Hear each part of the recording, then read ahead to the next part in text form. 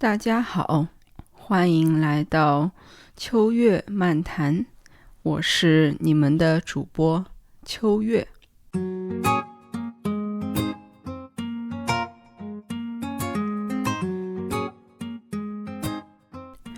嘿，朋友们，大家最近怎么样呀？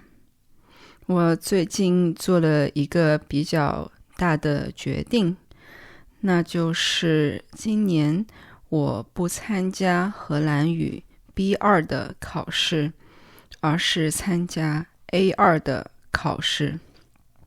先和大家说一下这个决定的背景吧。今年呢，我的一个比较大的目标就是拿到荷兰的永居，也就是 permanent residence。我也想申请荷兰的国籍。那为了做这两件事情呢，我的荷兰语需要达到一定的水平。而对于我的情况来说，其实我只需要达到 A2 的水平，我就可以去申请这两个东西了。但是呢，一开始今年的时候，我是想说，为了激励我自己的学习，也就是荷兰语的学习，我想在今年通过 B2 的考试。B2 的水平呢，就相当于中文 HSK 的考试的5级，而 A2 呢，相当于 HSK 3的这样一个水平。其实当我下定这样一个决心之后呢，我感觉就轻松了许多。为什么呢？因为其实我现在荷兰语的水平是几乎快到了 B2 的水平，因为我其实学习荷兰语已经有3年多，每周都在上课，然后自己平时也会做很多荷兰语的练习，比如说语言交换呀、阅读呀之类的等等。那我其实语言水平在今年，如果我努力一下，其实是可以去参加 B2 的考试，并且通过的。但是我前几天在计算自己去申请这个永居以及荷兰国籍的时间线的时候呢，我突然意识到我应该在3月份或者4月份的时候就通过 B2 的考试，这一下子就给了我很大的压力。于是我就决定，要不我就通过 A2 的考试就好了，这样我就不会有很大的压力。但虽然这样说，我还是会继续学习荷兰语，达到 B2 甚至是 C1 的水平。那其实当我下了这个决定之后呢，我其实是有一些难过的。为什么呢？一方面，这是因为我放弃了这样一个目标，因为我在新年的时候给自己制定了一些新年的计划和目标，然后我在这么早的时间就改变自己的计划和目标，这让我觉得有一些难过。但是我转念一想，我制定的这些计划和目标只是为了让自己做成一些事情，而且这些目标和计划不应该是一成不变的。所以呢，我不需要为自己的计划改变而感到难过，而是用一种开放的态度去看待自己的计划和目标。那第二个难过的原因呢，是我之前有告诉过我的朋友，我新年的计划，也包括我想通过荷兰语 B2 的计划。那我感到难过或者不好意思的一个事情，就是我告诉了别人自己想做某一件事情，但是自己最后却不会去做，这就让我觉得好像自己违背了做过的承诺一样。但是这说到底，其实也是我太过于看重别人对我的看法。但我一直想实现的一个事情，就是不要太过于看重别人的看法以及别人对我的意见等等，而是坚守住自己的坚信的东西。所以我并不应该因为这个原因而感到难过。我做这个决定其实是前天的事情。那我今天早上在洗澡的时候，我就在思考这件事情。这里稍微插一件事情，就是其实我洗澡的时候是我最有灵感的时候。我会在洗澡的时候思考各种各样的问题，然后有时候呢，的确是能够想清楚一些我平时想不清楚的问题。所以我接下来要谈的一个话题呢，就是我在洗澡的时候想清楚的一个事情。那这个事情是什么呢？那就是我其实是很害怕考试的。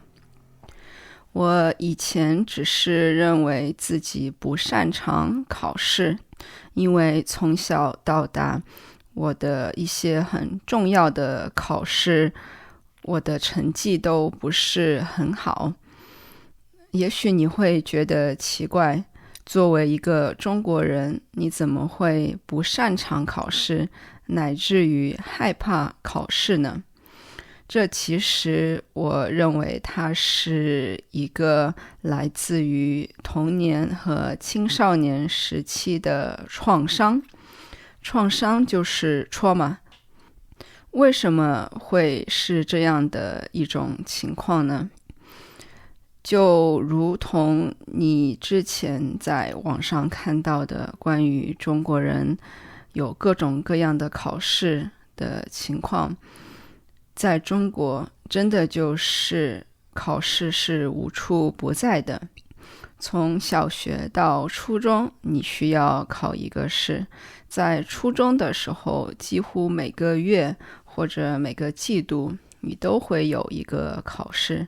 然后从初中到高中，你会有一个比较重要的考试，那就是中考。那这个考试会决定你能够去哪个高中。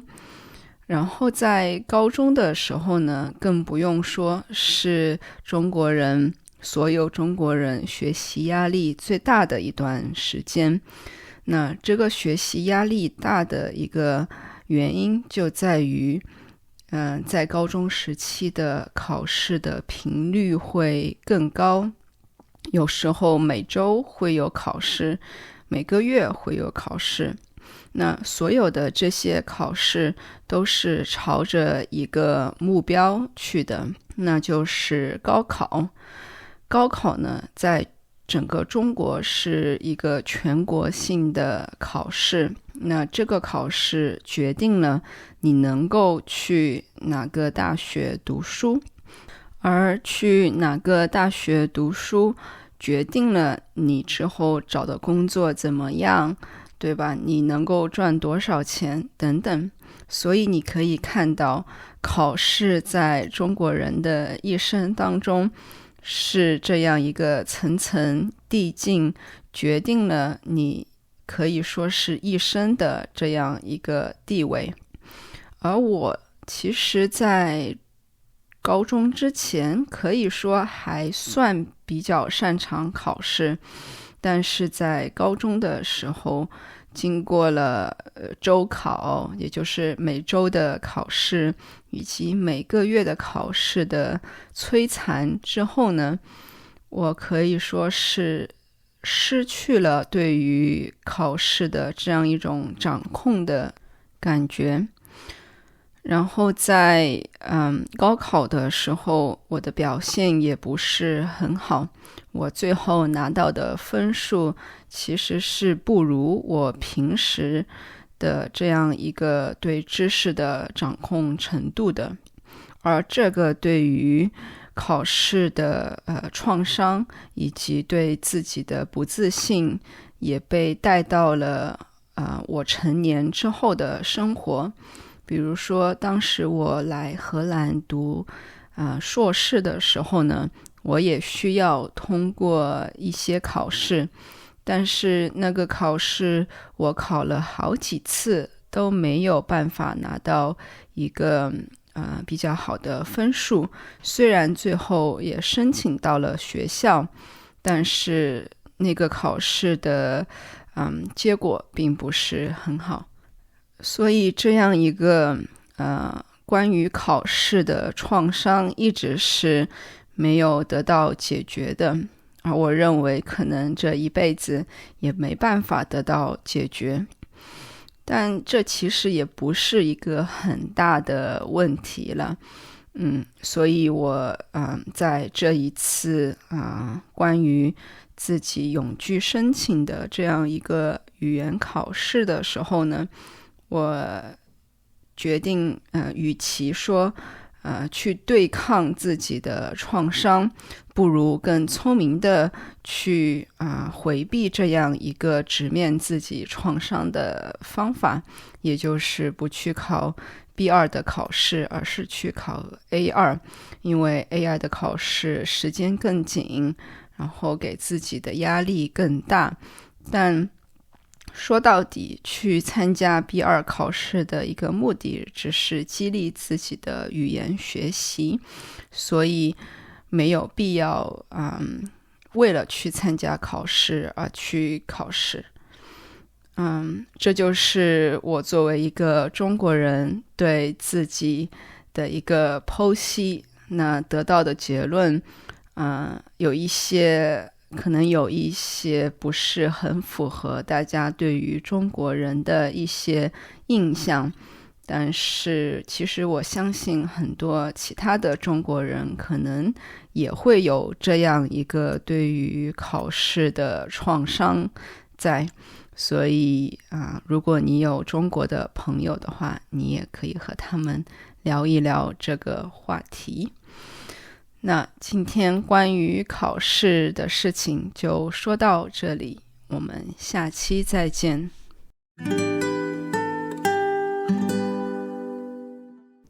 感谢大家的收听。如果你对我们的内容感兴趣的话，欢迎访问我们的网站 realchinesetalk.nl。你可以在主要播客平台 YouTube 同名频道上找到我们。为了帮助你更好地理解播客内容，学习中文，我们还提供精心修订的文本、相关的词汇和例句，以及和播客相关的问题，帮助你学习。订阅我们的 newsletter， 你可以免费得到一期上面提到的内容，以及更多有意思的关于中国文化、中文的内容。我们下期再见，拜拜。